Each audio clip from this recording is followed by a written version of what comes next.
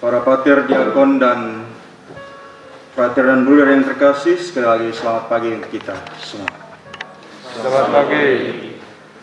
Di bawah terang sabdalah yang kita renungkan pada hari raya kelahiran Santo Yohanes Pembaptis hari ini, kita diundang untuk merenungkan inti panggilan misioner kemuritan Santo Yohanes Pembaptis dan juga inti panggilan kemuritan kita masing-masing.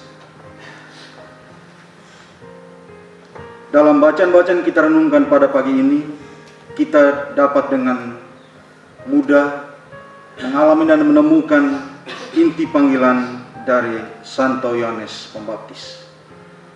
Dia adalah seorang figur yang sangat istimewa, dan keistimewaan itu ditunjukkan dalam kisah-kisah suci yang kita renungkan pada pagi hari ini. Dalam bacaan pertama tadi, kita mendengar bagaimana Yesaya bicara tentang hamba Yahweh yang akan menderita.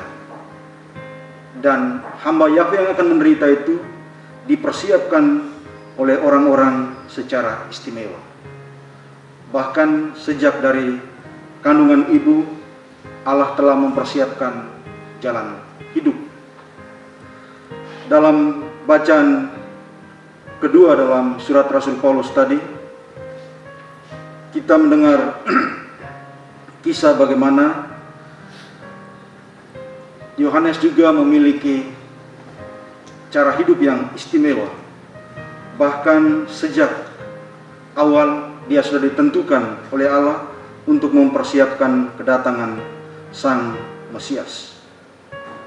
Yohanes bahkan dengan jujur dan terbuka mengatakan bahwa dia bukan yang dinanti-nantikan, tetapi dia hanyalah suara yang mempersiapkan kedatangan dari Mesias itu sendiri.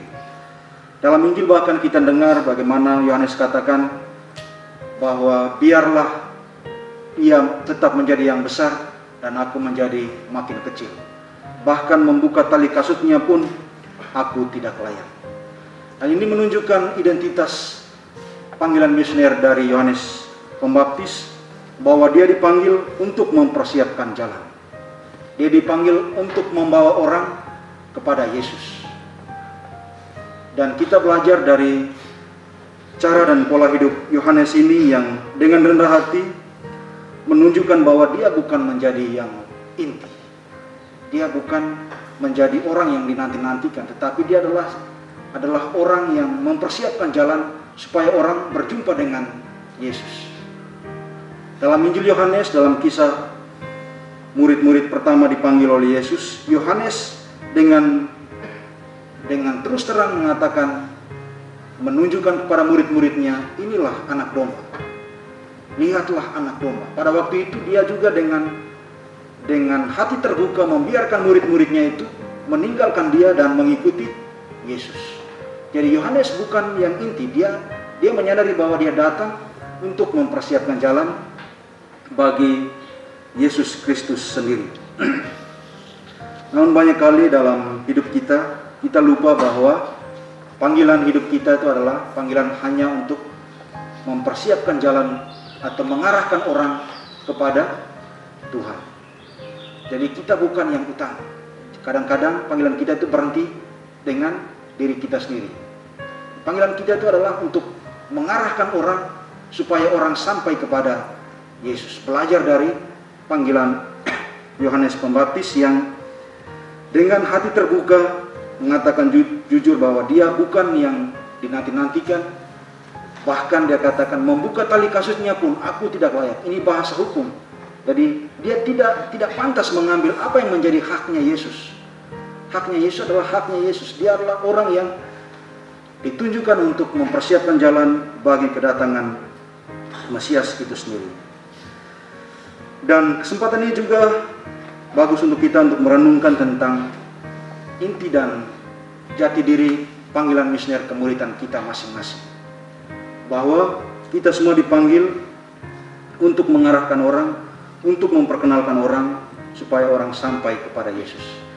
Karl Barth, seorang teolog, dia pernah mengatakan bahwa setiap kita dipanggil untuk menunjukkan atau mengarahkan jari kita kepada Yesus. Jadi kita membiarkan orang supaya melihat Yesus. Jadi panggilan kita untuk membawa semakin banyak orang berjumpa dengan Yesus. Menarik juga untuk merenungkan kembali kisah kelahiran kita masing-masing di bawah terang kelahiran Yohanes Pembaptis hari ini. Untuk melihat bahwa sejak awal itu Allah sudah merencanakan sesuatu dalam hidup kita. Dan mungkin kalau misalnya dulu kita pas lahir begini masih kecil-kecil langsung merangkak pegang kitab suci. Sejarah nanti jadi. Pas lahir begini merangkak ambil handuk simpan di kepala, nanti jadi suster nanti.